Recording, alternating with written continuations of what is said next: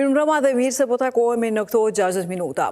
Si e sheh LDK-ja 28 dhjetorin e caktuar si datë të zgjedhjeve nga presidentja, si do të garojë në zgjedhje të parakohshme, e cili është pozicioni i LDK-s për bashkëpunimet e mundshme dhe koalicionet pas zgjedhjeve dhe a ka vjet kuqe për formimin e qeverisë së ardhshme, e si sqarohet që gjatë gjithë këtij viti partitë politike nuk arritën një konsensus për të dalë nga bllokada dhe evituar zgjedhje. Të gjitha këto i diskutojmë pas pak në studio me deputetin e LDK-s Krenar Xhaferin. Por si zakonisht në fillim ju sjellim lajmet kryesore të ditës. Presidentja shpërndan kuvendin e shpall 28 dhjetorin si datë të zgjedhjeve të parakohshme. Vendosja mirëpret këtë datë e partitë tjera thonë se propozua 21 dhjetorin. Bashkimi Evropian shpreh keqardhje për mos rikalimin e ngërçit politik në Kosovë. S'ka pagesa nga plani i rritjes pa ratifikim të marrëveshjes në kuvend. Besim Kelmendi shkarkohet nga pozita ushtruese të detyrës së kryeprokurorit të shtetit. Vendimi kontestohet nga disa anëtar të KPK-s e shoqëria civile. Plani Shqipëri-Rusi për fundin e luftës bazohet në kapitullimin e Ukrainës. Liderët evropian thonë se zgjidhja duhet të miratohet me pjesëmarrjen e Ukrainës dhe bashkimit. Presidentja Vjosa Osmani ka nënshkruar vendimin për shpërndarje të kuvendit pas takimit me liderët e partive, i cili u mbajt një ditë pas dështimit të mandartarit Glauko Njuca që t'i siguroj votat e mjaftueshme për formimin e qeverisë. Gjatë një konference për media, presidentja tha se ka vendosur që zgjedhjet e parakohshme të mbahen më 28 dhjetor. Ajo tha se 8 parti ishin për datën 28, 5 për 21 dhjetor dhe 3 parti thanë se cila do datë për ta është në rregull. Osmani kur u pyet nëse është në shërbim të lëvizjes vetëvendosje pasi zgjodhi 28 dhjetorin, datë kërkuar nga lëvizja vetëvendosje e cilësoi këtë si pyetje ofenduese, duke theksuar se ka besim të plotë që vendimi është vetëm në interes të Kosovës. Data 28 dhjetor është data që kam vlerësuar se mbetet data e vetme e mundshme, sado që edhe kjo datë paraqet deri diku sfida për KQZ-n. Dua t'i siguroj qytetarët e Republikës së Kosovës që asnjë vendim për gjatë gjithë karrierës sime politike nuk e marr pa vedije. Pra e ka marr me vedije të plot, me besim të plot, që ky vendim është vetëm e vetëm në interes të Republikës së Kosovës. E para. E dyta, të gjitha partitë kanë thënë që nuk janë kundër mërgjimtarëve, nuk janë kundër mërgatës.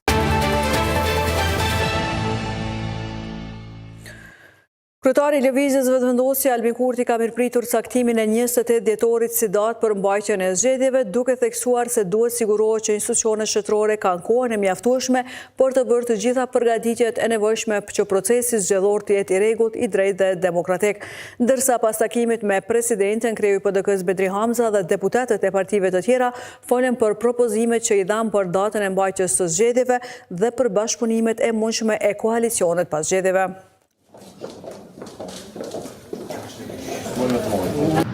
Qëndrimi jonë si Parti Demokratik është edhe kemi kërkuar që data për zgjedhjet jetë data 21. Arsyet pse data 21? Për shkak se ne kemi pas një shtyrje të vazhdueshme, një blokadë në krijimin e institucioneve që bjen kryesisht mbi barë dhe përgjegjësinë e partisë që ka fituar numrin më të madh votave, dhe vendi ka nevojë që sa më shpejt të ketë institucione. Pa diskutime të ndryshme rreth asaj se kur është opsioni më optimal dhe më i favorshëm për qytetarët e Republikës së Kosovës, ne si guxo kemi mbrojtur qëndrimin që data mes datës 21 dhjetor dhe datës 28, ne kemi preferuar datën 28. Arsyet janë të thjeshta për shkak se Komisioni Qendror Zgjedhor ende nuk ka certifikuar rezultatin e zgjedhjeve lokale. Periudha e para vitit të ri, sepse pushteti po kërkon datën 28 dhjetor. Ajo periudhë është një periudhë shumë e çmuar e familjeve tona, e qytetarëve tonë, jo vetëm e pushimit, po edhe bashkimeve familjare, shumë ngjarjeve festive. Është një arrogancë nga politika, një lloj përbuzje, po e them ashtu, deri në ofendim, me ju shpas zgjedhjet me 28 dhjetor. Vetë mandatimi i dytë ka pas një objektiv, shakimin e datës zgjedhjeve. Dhe ndash, duke qenë në këto situata ngushta hapësinore të ligjore, data më e mirë, në fakt edhe imponuar është data 21 dhjetor.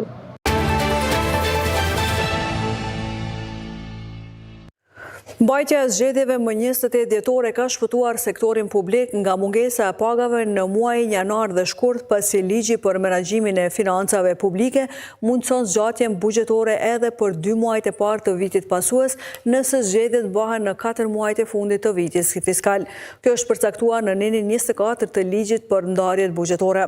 Këtë ka thënë edhe drejtori i institutit Gab Blendi Hasaj. Ai ka thënë se nëse zgjedhjet bëhen në dhjetor sipas ligjit, zgjatja mund të bëhet në mënyrë automatike për 2 muajt e parë të këtij viti, të vitit pasues.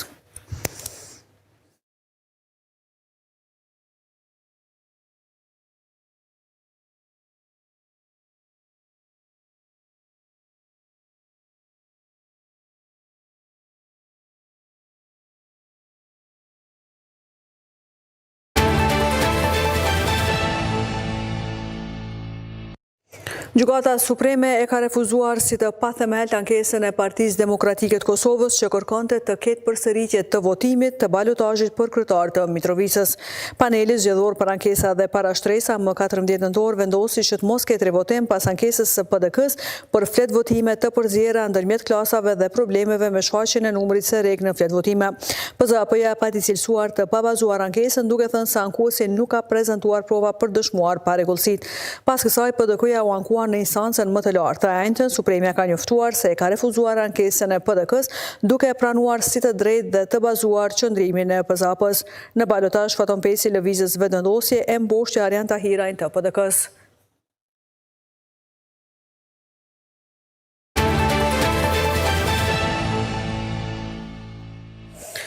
Bashkimi Evropian ka shprehur keqardhje për dështimin e partive politike që të Kosovë të tejkalohet ngërçi politik, përfshirë dhe dështimin për ratifikimin e planit të reformave dhe rritjes i cili do t'i sillte Kosovës deri në 882 milion euro. BE-ja është në dieni për zhvillimet e së mërkurës në kuvendin e Kosovës dhe shpreh keqardhje për dështimin e partive politike, të cilat nuk arritën të tejkalonin bllokimin e sërgjatur politik pas zgjedhjeve parlamentare të shkurtit të vitit 2025, thuhet në një përgjigje të zëdhënësit të Komisionit Evropian. KEja ka shprehur shqetësim edhe për situatën e transmetuesit publik RTK-s, e cila është pasojë direkte e bllokimit institucional. Ky zëdhënës përsëriti gatishmërinë e Bashkimit Evropian për të asistuar Kosovën në rrugtimin e saj evropian, por ka kërkuar që Kosova të ndërtojë kapacitetet e saj për veprim dhe t'i kthehet reformave të lidhura me integrimet evropiane.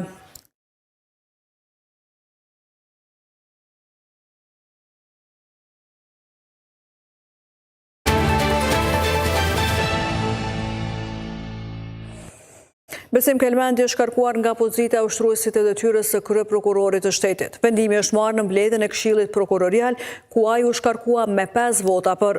Në vend të Kelmendit është saktuar Agron Çalaj. Vendimi për shkarkimin e Kelmendit erdhi pasi zëvendës kryesuesja e Këshillit Jehona Grantolli ka propozuar shkarkimin e tij pas zhvillimeve të fundit, ku Kelmendi u intervistua në cilësinë e dëshmitarit nga Prokuroria Speciale lidhur me masakrën e Reçakut. Kelmendi në fillim të mbledhjes e quajti këtë një plan kundër tij. Ai mërkurën u intervistua nga prokuroria si dëshmitar për masakrën e Reçakut. Kelmendi debatoi raportimet se ka qenë bashkëpunëtori gjyqtares hetuese të rastit të Reçakut, Danica Marinković. Unë kam dhënë një deklaratë dhe kam njoftuar kolegjiumin e kësaj prokurorie, e kam njoftuar Këshillin Prokurorial të Kosovës për gjitha tendencat që dikush brenda sistemit dëshiron me çdo kusht me u bë ushtrues detyre i kryeprokurorit të shtetit.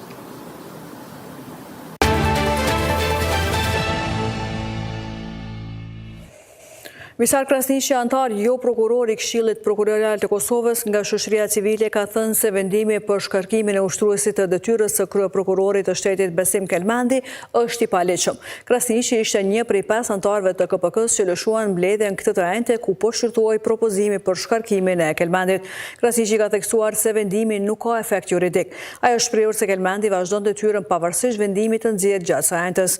Siç ka thënë ai, ky ka qenë një plan i prapat të cilit qëndron prokurori i speciales Blerim Isufaj. Edhe IKD-ja ka quajtur vendimin të paleqëm, arbitrar dhe abuziv. IKD-ja ka sqaruar se 5 antarë që ishin mbetur në mbledhje pas 5 të tjerë kishin lëshuar atë, nuk e përbënin kworumin e nevojshëm për vendimarrje, megjithatë nxorën vendimin për shkarkimin e Kelmendit dhe caktimin e një ushtruesi të detyrës.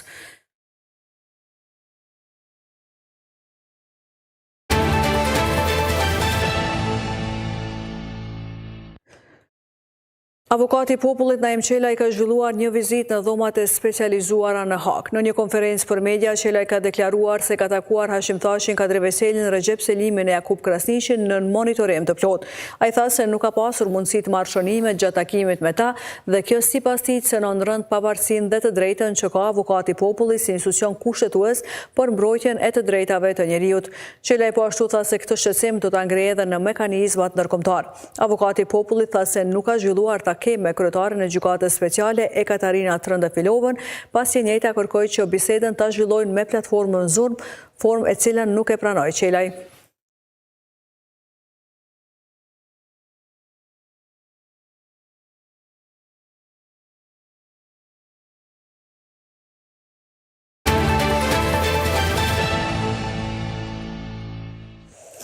Vjetori UNICEF-it në Kosovë dhe dita botërore e fëmijëve u shënuan me një konferencë që bashkoi njerëzit që kanë kontribuar në mbrojtjen dhe fuqizimin e fëmijëve gjatë 3 dekadave. Mes rrëfimeve personale, përvojave nga tereni dhe momenteve që kanë shënuar punën e organizatës, u rikujtua rruga gjatë e UNICEF-it në Kosovë nga sfidat e viteve të para pas luftës deri te nismat moderne që sot fuqizojnë të rinjët dhe komunitetet. Arsimi, shëndetësia dhe mbështetja për të rinjt dhe fëmijët janë fushat që kanë përfituar më së shumti nga fondet e UNICEF-it në Kosovë gjatë 3 dekadave të punës së kësaj organizate, u tha në konferencën e organizuar për shënimin e 30 vjetorit të kësaj organizate në vend dhe ditës botërore të fëmijëve. Në këtë ngjarje u ndan përvoja dhe rrëfime personale nga profesionistë që kanë qenë pjesë e misionit për mbrojtjen dhe fuqizimin e fëmijëve ndër vite. Shefja e UNICEF-it në Kosovë, Veronika Vashchenko, rikujtoi momentet më domethënëse nga terreni. Ajo përshkroi vizitën në qendrën e Brekocit të Gjakovës, ku takoi fëmijë nga komunitetet rom, ashkali dhe egjiptian, fëmijë që, siç tha ajo, i dhan kuptim të ri misionit të organizatës. Right after starting my assignment here, I traveled to the village of Brekot. Menjëherë pasi fillova detyrën time këtu, udhëtova në fshatin Brekoc në Gjakov për të vizituar një qendër të mbështetur nga UNICEF-i me partnerët tanë. U prekja thellë nga kurreshtja mrekullueshme e fëmijëve nga komunitetet rom, ashkali dhe egjiptian. Të vegjëlit kishin përgatitur klasat e tyre dhe fëmijët më të rritur ndihmoheshin me kurset mbështetëse dhe detyrat e shtëpisë. Pastaj u afrova një burri, quhej Kendrin. Ai është baba i 4 fëmijëve dhe vjen nga komuniteti egjiptian. E pyeta çfarë mund të bëj UNICEF-i më mirë. Ai mu përgjigj: Veronika, unë jam analfabet, po i sjell fëmijët e mi këtu sepse është jashtëzakonisht e rëndësishme që ata të kenë një mundësi më të mirë në jetë sesa kam pasur unë përmes arsimit. Rrëfimin e saj e ndau edhe Flaka Surroj, drejtoreshe e grupit Koha dhe një nga punonjësit e para të UNICEF-it në Kosovë. Ajo foli për vitet e luftës, kur ekipi punonte në kushte të rënda dhe shpesh në kërcënim, por gjithmonë me vendosmëri për të ndihmuar nënat dhe fëmijët. Delnim për çdo ditë në terren, posa atëherë kur policia na e ndal të qarkullimit. Nuk pati rrugë me lloç që nuk e kaluam, pikrisht për t'ju shmangur punkteve policore. Na kërcënuan me ekzekutim, na arrestuan, na bastisën dhe krejt çka arritën është vetëm që t'na shtonin vullnetin. Ekipet mjekësore do t'i trajtonin në ambulancat e improvizuara, nga 200 pacient në ditë, kryesisht nënat dhe fëmijët e tyre.